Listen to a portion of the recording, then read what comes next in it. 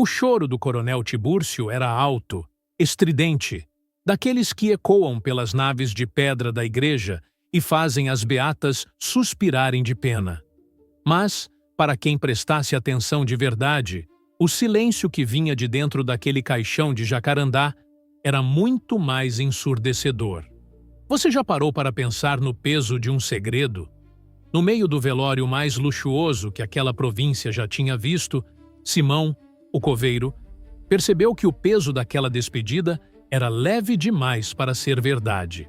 Enquanto os barões do café e as damas da sociedade limpavam as lágrimas com lenços de seda, Simão sentia algo errado nos seus calos, na sua experiência de anos lidando com o fim da vida. Diante de toda a aristocracia e sob os gritos de protesto do viúvo desolado, ele fez o impensável. Cravou a alavanca de ferro na madeira nobre e revelou o vazio. Assim, a Leonor não estava lá dentro. O que todos acreditavam ser um luto nacional era, na verdade, a maior e mais audaciosa fuga da história daquela região.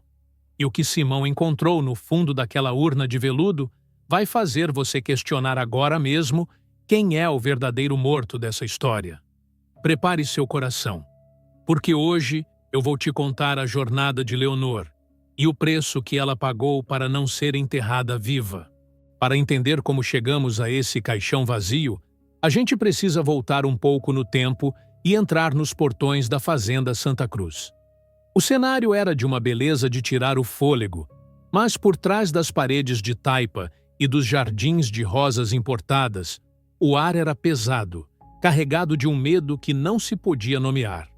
O coronel Tibúrcio era o dono de tudo o que os olhos podiam alcançar. Mas ele tinha um problema. A fortuna da família não era dele por direito. Tudo pertencia a Leonor, sua esposa, uma mulher de alma altiva que havia herdado as terras do pai. Tibúrcio era o tipo de homem que não aceitava ser sombra de ninguém, muito menos de uma mulher. Ele era violento, possessivo e tinha uma pressa mortal em se tornar o único dono daquele império. O plano dele era simples e cruel.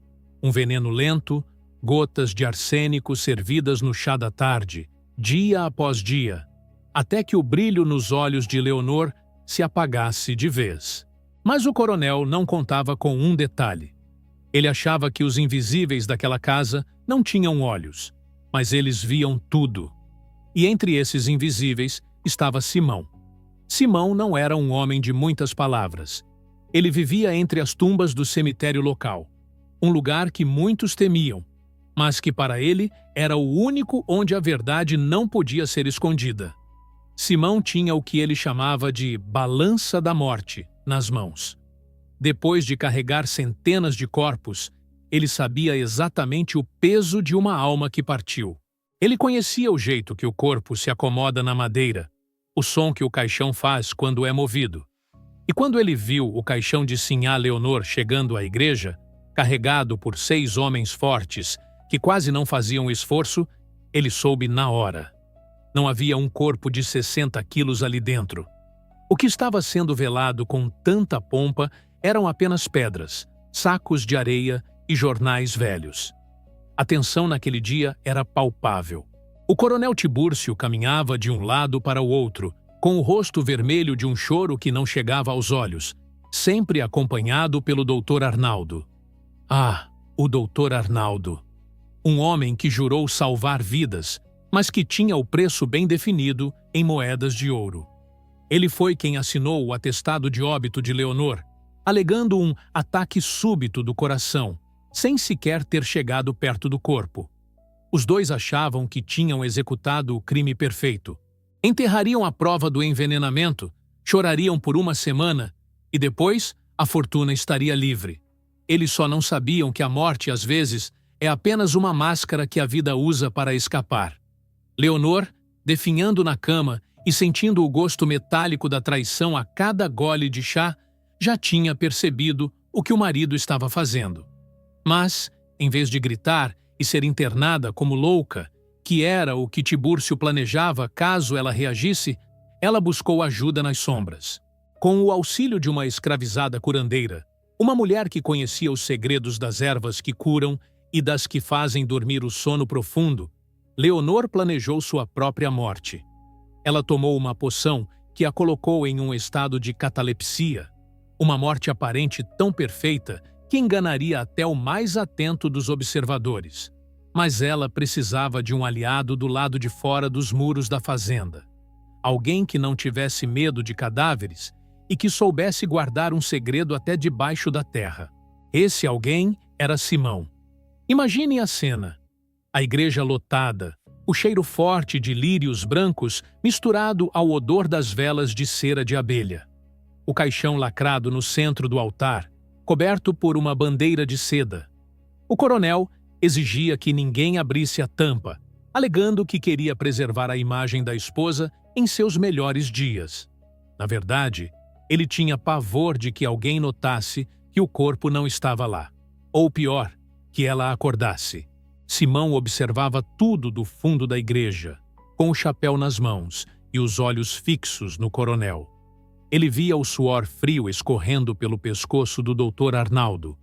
Ele sentia a hipocrisia rasgando o ar. E foi ali, naquele momento de silêncio absoluto, antes do padre dar a última bênção, que Simão decidiu que a justiça não podia esperar o julgamento divino. Ela teria que acontecer ali mesmo, diante dos homens. A vida de um coveiro é feita de silêncios, mas Simão tinha aprendido a ouvir o que a terra e os corpos diziam. Ele passava os dias abrindo buracos no chão frio do cemitério da vila, e cada palmo de terra removida contava uma história. Ele sabia quem tinha morrido de tristeza, quem tinha partido com raiva e quem tinha sido levado antes da hora. Mas nada, em todos os seus anos de ofício, o preparou para o que começou a acontecer naquela primavera na fazenda Santa Cruz. O incidente que quebrou a rotina de Simão não foi um corpo, mas a ausência de um. Tudo começou quando o coronel Tibúrcio, um homem cujos olhos pareciam duas pedras de gelo encravadas num rosto de granito, apareceu no cemitério semanas antes de qualquer morte ser anunciada. Ele não veio rezar. Ele veio escolher um lugar. Mas não um lugar qualquer. Ele queria a cova mais profunda, no ponto mais isolado, longe das outras famílias ilustres. Você consegue imaginar o que passa na cabeça de um homem que planeja o repouso eterno da esposa enquanto ela ainda respira? Simão sentiu aquele frio na espinha que só quem convive com o além conhece. Enquanto isso, dentro da casa grande, a sinhá Leonor vivia um pesadelo em doses homeopáticas. O coronel, movido por uma ganância que não cabia no peito, tinha descoberto que a imensa fortuna da família, as terras, o gado, o ouro guardado, estava amarrada ao nome dela por um contrato nupcial assinado pelo pai de Leonor, um homem precavido que conhecia a peça com quem a filha se casara. Se Leonor pedisse o desquite, Tibúrcio sairia com uma mão na frente e outra atrás. Mas, se ela morresse... se ela morresse de causas naturais, tudo passaria para as mãos dele. E foi assim que o veneno começou a ser servido. Não era algo escandaloso, não era um golpe de faca no meio da noite. Era sutil. Uma pitada de arsênico no chá da manhã, um pouco mais no caldo da noite. Leonor começou a definhar. Seus cabelos, antes negros e brilhantes como a asa de um graúna, perdiam a cor. Suas mãos tremiam. O doutor Arnaldo, que deveria ser o guardião da saúde na vila, visitava a fazenda quase todos os dias. Mas ele não levava remédios. Ele levava o silêncio comprado. Ele entrava no quarto, fingia auscultar o peito de Leonor e saía de lá balançando a cabeça, dizendo para quem quisesse ouvir que o coração da sinhá estava cansado. Mentira. O coração dela era sendo sufocado pela maldade do homem que jurou protegê-la. Mas, meus amigos, a maldade muitas vezes esquece que as paredes têm ouvidos e que a lealdade não se compra apenas com dinheiro. Maria, uma escravizada que cuidava da cozinha e conhecia os segredos das matas como ninguém, via as gotas caindo nas xícaras. Ela via o sorriso de canto de boca do coronel quando Leonor não conseguia se levantar da cama. E Maria sabia que precisava agir. Foi ela quem fez a ponte com Simão. Numa noite sem lua, Simão recebeu um recado dobrado dentro de um maço de fumo. O bilhete era curto, mas queimava como brasa. O caixão estará leve. Prepare a cova, mas não feche o coração. A vida vai passar por você carregada por 6 homens. Simão passou noites sem pregar o olho. Ele via o coronel Tibúrcio passar pela vila com aquela pose de marido sofredor, recebendo os pêsames antecipados da sociedade. Aquilo embrulhava o estômago do coveiro. Ele tinha uma escolha diante de si: ficar calado, fazer o seu serviço, enterrar o que quer que estivesse dentro daquela caixa e continuar sua vida miserável, ou arriscar o próprio pescoço para desmascarar um monstro. Se ele falasse e estivesse errado, o coronel o mandaria para o tronco, ou coisa pior. Se ele agisse e desse certo, ele seria o cúmplice de uma fuga impossível. Antes de continuarmos essa história de arrepiar, eu quero te fazer uma pergunta. Você já sentiu que alguém estava sendo injustiçado bem diante dos seus olhos e teve medo de falar? Se você está do lado da justiça, já deixa seu like aqui. Isso ajuda a levar histórias de coragem, como a de Simão, para mais pessoas que precisam de inspiração. A decisão de Simão foi tomada no momento em que ele viu Maria, a curandeira, ser arrastada para fora da fazenda sob chicotadas, acusada de não cuidar direito da patroa. Ele percebeu que o tempo de Leonor estava acabando. O plano foi traçado nas sombras. Maria conseguiu entregar a Leonor uma poção poderosa, um extrato de ervas que causava a catalepsia, um estado onde a respiração se torna imperceptível, o corpo esfria e o coração bate tão devagar que nem o ouvido mais treinado consegue escutar. Leonor teria que morrer para poder viver. O risco era absurdo. Se o efeito da poção passasse antes da hora, ela seria enterrada viva. Se o efeito demorasse demais, o coronel poderia exigir uma autópsia, embora o Dr. Arnaldo estivesse lá para garantir que isso não acontecesse. O segredo central da trama nasceu ali. Simão seria o responsável por garantir que o caixão fosse aberto antes de descer à terra. Mas como fazer isso diante de uma multidão? Como enfrentar o coronel Tibúrcio no seu momento de maior dor? O conflito interno de Simão o corroía. Ele olhava para suas mãos calejadas e pensava: eu sou apenas o homem que enterra os mortos. Quem sou eu para desafiar os vivos? Mas aí ele se lembrava do olhar de Leonor, uma mulher que sempre tratou os humildes com dignidade, e do olhar de Tibúrcio, que via as pessoas como objetos de posse. A necessidade de agir falou mais alto que o medo de morrer. Ele começou a preparar o terreno, literalmente. Ele cavou a cova, mas deixou as ferramentas estrategicamente posicionadas. Ele estudou cada passo do cortejo que viria da igreja. Enquanto isso, na fazenda, o óbito foi declarado. O Dr. Arnaldo, com sua caneta banhada em sangue invisível, assinou o papel.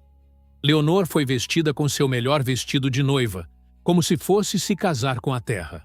O coronel Tibúrcio, num ato de extrema devoção, ordenou que o caixão fosse lacrado imediatamente, alegando que não suportaria ver o rosto da amada se decompondo. Que mentira deslavada! Ele só queria garantir que ninguém visse que ela não estava respirando, ou que, em algum momento, ela pudesse despertar. O que o coronel não sabia é que minutos antes do caixão ser levado para a igreja, no caos do choro fingido e dos preparativos, Maria e Simão tinham conseguido o impossível. Mas eu não vou te contar agora como eles tiraram Leonor de lá. O que você precisa saber é que quando os carregadores levantaram a urna de Jacarandá, Simão estava lá, de longe, observando. Ele viu o modo como o caixão balançava. Ele viu que os homens não faziam força. O jacarandá é pesado. O corpo de uma mulher adulta tem seu peso. Mas aquela caixa flutuava no ar como se estivesse cheia de penas. Ali, o coração de Simão disparou. O plano estava em curso. O segredo estava trancado naquela madeira nobre. O coronel caminhava logo atrás, com um véu de luto no braço e um sorriso escondido sob o bigode farto. Ele achava que estava enterrando sua esposa e sua culpa. Mal sabia ele que estava carregando as provas da sua própria ruína. A tensão subia a cada passo em direção à igreja matriz. Simão apertou o cabo da sua alavanca de ferro. Ele sabia que, em poucas horas, ele não seria mais apenas o coveiro. Ele seria o homem que abriria as portas do inferno para o coronel Tibúrcio. Você teria a coragem de Simão? Deixe nos comentários o que você faria se soubesse que um crime terrível estava prestes a ser enterrado para sempre. Sua opinião é fundamental para a gente entender o peso dessa moralidade. O tempo, meus amigos, é um senhor muito engraçado. Para quem está feliz, ele voa como um pássaro fugindo da tempestade. Mas para quem vive no medo, cada segundo pesa como uma tonelada de chumbo. E aquelas horas que antecederam o grande velório na igreja matriz foram as mais longas da vida de Simão. O sol parecia ter estacionado no céu, castigando a vila com um calor abafado, enquanto os preparativos para o último adeus da sinhá Leonor seguiam a todo vapor. Você consegue sentir a eletricidade no ar. Era aquele silêncio que precede o desabamento, aquela calmaria que só existe no olho do furacão. Enquanto a vila se vestia de preto, Simão estava no cemitério, mas sua mente estava longe, voltando para a noite em que tudo mudou. Ele se lembrava do cheiro de terra úmida e do som de passos leves se aproximando de sua choupana. Não era um fantasma, embora parecesse. Era Maria, a curandeira, trazendo em mãos uma carta que queimava como brasa. Leonor, mesmo no estado de fraqueza extrema causado pelo arsênico, tinha conseguido escrever. A letra era trêmula, mas a mensagem era de uma clareza cortante. Ela confiava em Simão porque sabia que ele era o único que via a morte não como um fim, mas como uma transição. Naquela carta, ela explicava o plano. Ela morreria aos olhos do mundo para renascer longe das garras de Tibúrcio. Simão deveria garantir que o caixão fosse aberto. Era uma missão suicida. Se ele falhasse, ela seria enterrada viva, ou ele seria enforcado por profanação. O contraste entre as vidas naquela tarde era de dar nó no estômago. De um lado, na Casa Grande, o coronel Tibúrcio vivia a sua glória disfarçada de tragédia. Ele andava pelos corredores com um lenço de seda na mão, fingindo limpar lágrimas que nunca caíam, enquanto já dava ordens para que os advogados preparassem a papelada da herança. Ele estava no topo do mundo, sentindo-se o mestre das marionetes. Do outro lado, Simão, o coveiro, sentia o peso da responsabilidade esmagando seus ombros. Ele olhava para suas mãos calejadas e pensava na fragilidade daquela mulher que dependia de um simples gesto dele para não ser sufocada pela terra. E por falar em justiça, você já viu alguém tentar esconder a verdade com tanta força que acaba se entregando? Se essa história está fazendo seu sangue ferver contra a arrogância do coronel, aproveita e compartilha esse vídeo com aquele seu amigo que adora um drama histórico. A verdade precisa de testemunhas, e você é uma delas agora. O cortejo começou no final da tarde. 6 homens robustos foram escolhidos para carregar o caixão de jacarandá da fazenda até a igreja. Tibúrcio fez questão de que fossem homens da sua confiança, mas nem a lealdade comprada deles podia esconder o óbvio para quem tinha olhos de ver. Simão, posicionado estrategicamente na entrada da vila, observou a procissão. O caixão balançava de um jeito estranho. Quando há um corpo lá dentro, o peso é estático, sólido. Mas aquele caixão, ele parecia dançar nos ombros dos carregadores. A cada solavanco, Simão tinha certeza. O que estava ali dentro não era carne e osso. Eram pedras e areia, mal acomodados, que se moviam de um lado para o outro. Foi então que aconteceu o primeiro quase flagrante. Aquele momento em que o coração de Simão quase parou. Um dos carregadores, distraído por um buraco na estrada de terra, tropeçou. O caixão inclinou bruscamente para a esquerda. Um som seco de algo pesado rolando lá dentro ecoou pelo silêncio da procissão. Tum, tum, tum. Não era o som de um corpo batendo na madeira. Era o som de pedras. O coronel Tibúrcio, que caminhava logo atrás, deu um salto. Seus olhos saltaram das órbitas e ele gritou com uma fúria desproporcional para um viúvo em luto. Cuidado, seus animais! Mantenham essa caixa firme ou eu mando chicotear cada um de vocês. A vila inteira parou. O silêncio que se seguiu foi constrangedor. Por que tanto desespero por um solavanco em um caixão? O doutor Arnaldo, que vinha logo ao lado do coronel, começou a suar frio, limpando a testa com um nervosismo que não condizia com a sua posição. Ele sabia o que estava lá dentro. Ou melhor, ele sabia o que não estava lá dentro. Simão percebeu a troca de olhares entre o médico e o coronel. Era o olhar de dois criminosos que acabaram de ouvir o barulho da própria corda sendo esticada. Já dentro da igreja, a tensão atingiu o ápice. O caixão foi colocado sobre o catafalco, cercado por dezenas de velas que criavam sombras dançantes nas paredes de pedra. O cheiro de incenso era tão forte que chegava a marear. O coronel Tibúrcio postou-se ao lado da urna, como um cão de guarda. Ele não permitia que ninguém chegasse perto demais. Quando a velha dona Adelaide, uma das tias de Leonor, tentou se aproximar para colocar um terço sobre o peito da sobrinha, o coronel a barrou com o braço. Não a toquem. O médico disse que a doença pode ser contagiosa. Respeitem o descanso dela. Ele mentiu com uma naturalidade assustadora. Simão, do fundo da igreja, sentia o tempo se esgotar. Ele precisava agir, mas o coronel estava vigiando cada movimento. O coveiro notou que o doutor Arnaldo não parava de beber água, e suas mãos tremiam tanto que ele mal conseguia segurar o copo de prata. O medo estava ali, presente, cheirando a suor e culpa. O plano de Leonor era perfeito, mas dependia de um estopim, e Simão sabia que esse estopim teria que ser ele.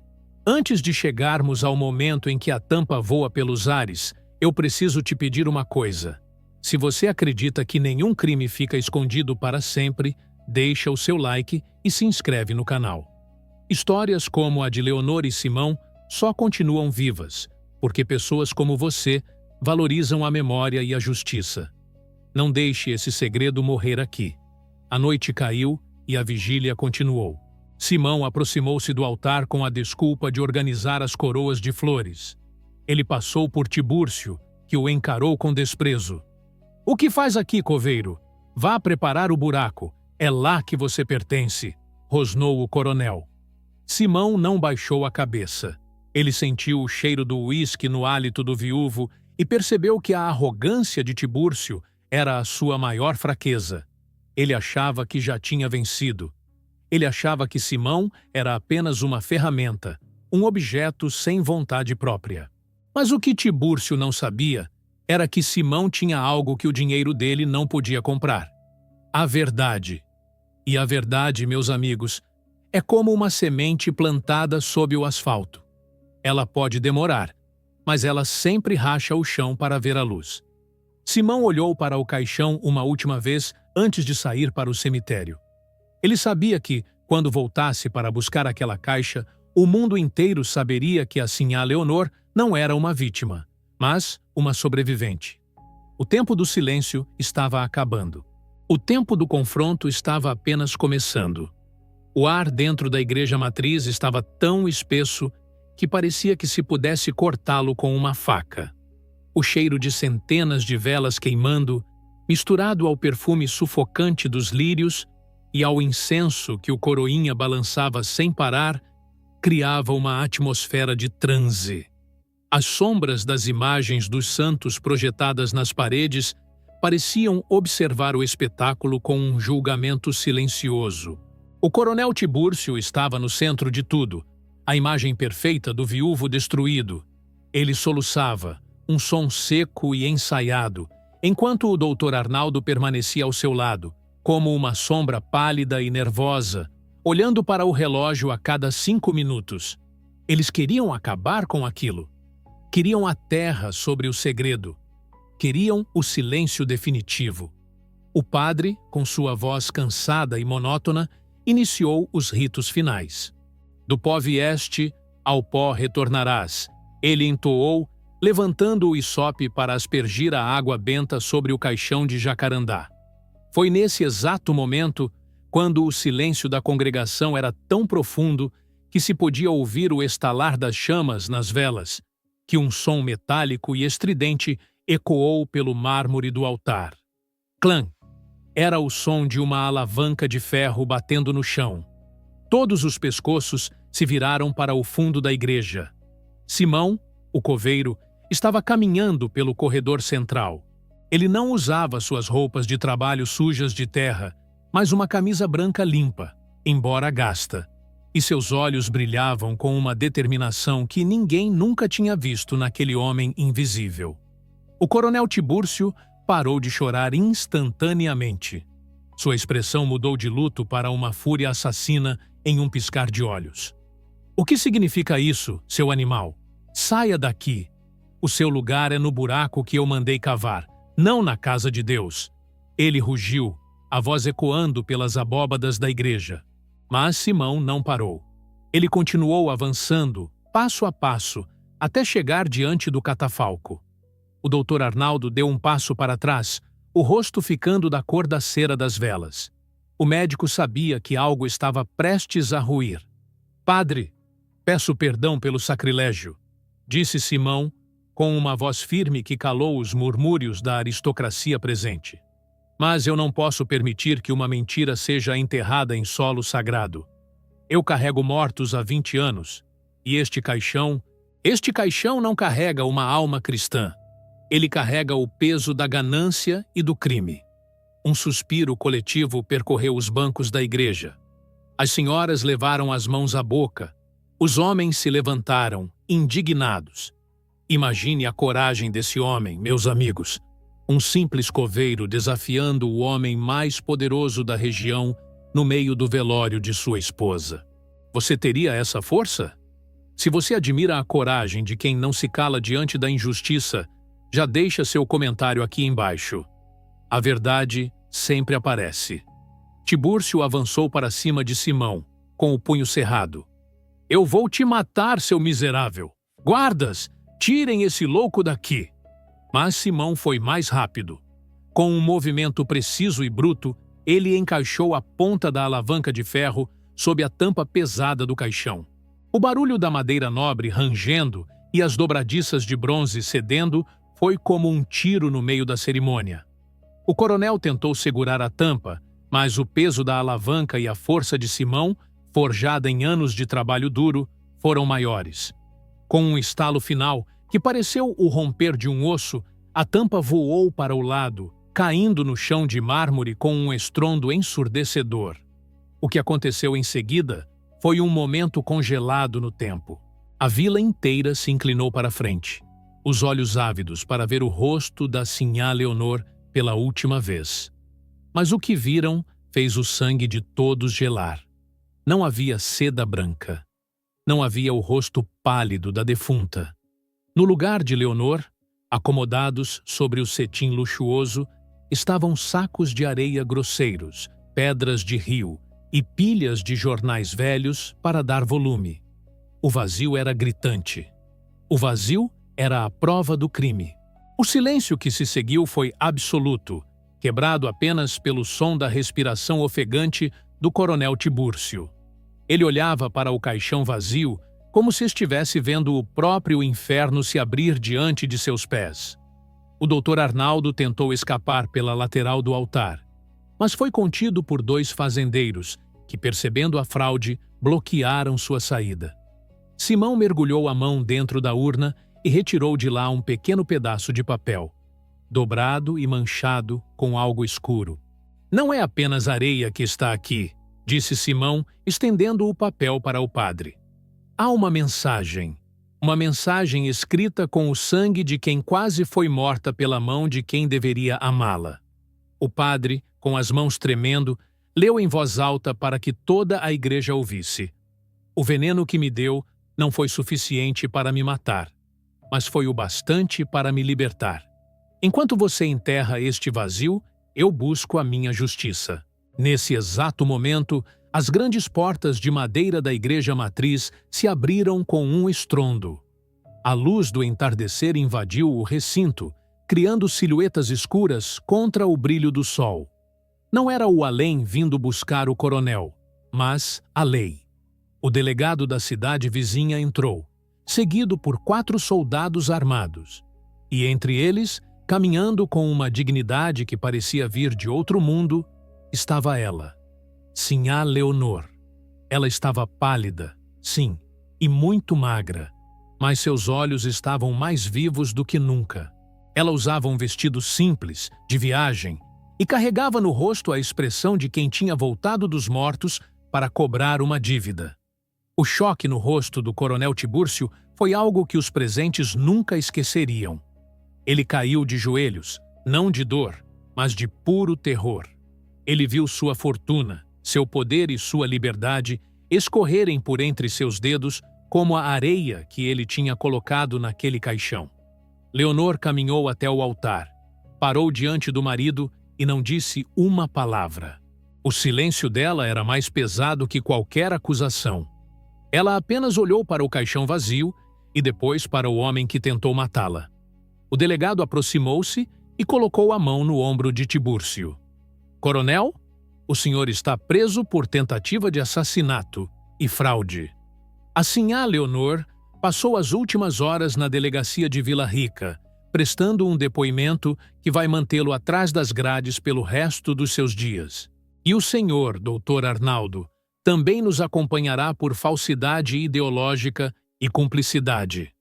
A catarse foi completa. A vila, que antes chorava por uma morte, agora testemunhava um renascimento. O vilão estava desmascarado, o cúmplice estava arruinado e a vítima estava de pé, triunfante.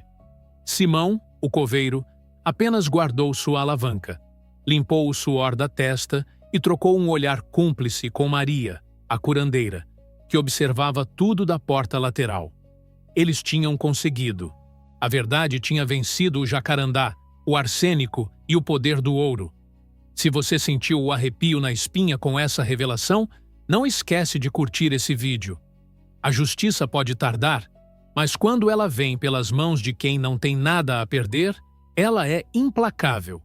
E agora, o que será que aconteceu com Leonor e com o homem que a salvou? Depois que os soldados levaram o coronel Tibúrcio e o doutor Arnaldo, um silêncio diferente se instalou na igreja matriz. Não era mais aquele silêncio sufocante, carregado de mentiras e cheiro de arsênico. Era o silêncio do alívio, o suspiro de uma vila inteira, que por um momento viu a balança da justiça se equilibrar diante de seus olhos. As pessoas ainda olhavam para o caixão vazio, para os sacos de areia e para Simão, o coveiro, que permanecia ali, parado, com sua alavanca de ferro na mão, como se fosse um cetro de dignidade. Você consegue sentir o peso que saiu dos ombros daquelas pessoas? A verdade tem esse poder. Ela liberta não apenas quem foi vítima, mas todos que foram obrigados a conviver com a mentira. O destino do coronel Tibúrcio foi traçado naquela mesma noite. Ele, que se achava o dono de vidas e terras, descobriu que as paredes de uma cela de pedra são muito mais frias do que o mármore da sua fazenda. O processo foi rápido, pois as provas eram irrefutáveis. O bilhete escrito por Leonor, os depoimentos de Maria e de Simão e a própria presença física da Sinhá, que o médico corrupto jurara estar morta, foram pregos definitivos no caixão da sua liberdade. Tibúrcio perdeu tudo. A fortuna que ele tanto cobiçou e pela qual tentou matar Foi usada para pagar seus advogados e, ironicamente, o que sobrou voltou integralmente para as mãos de Leonor. Ele morreu anos depois, esquecido, em uma prisão úmida, murmurando sobre caixões leves e fantasmas que caminham sob o sol. Dizem que, nos seus últimos dias, ele pedia para que fechassem as janelas, porque sentia o cheiro de lírios brancos e o som de uma alavanca de ferro batendo no chão. O Dr. Arnaldo não teve sorte melhor. A vergonha foi sua maior carrasca.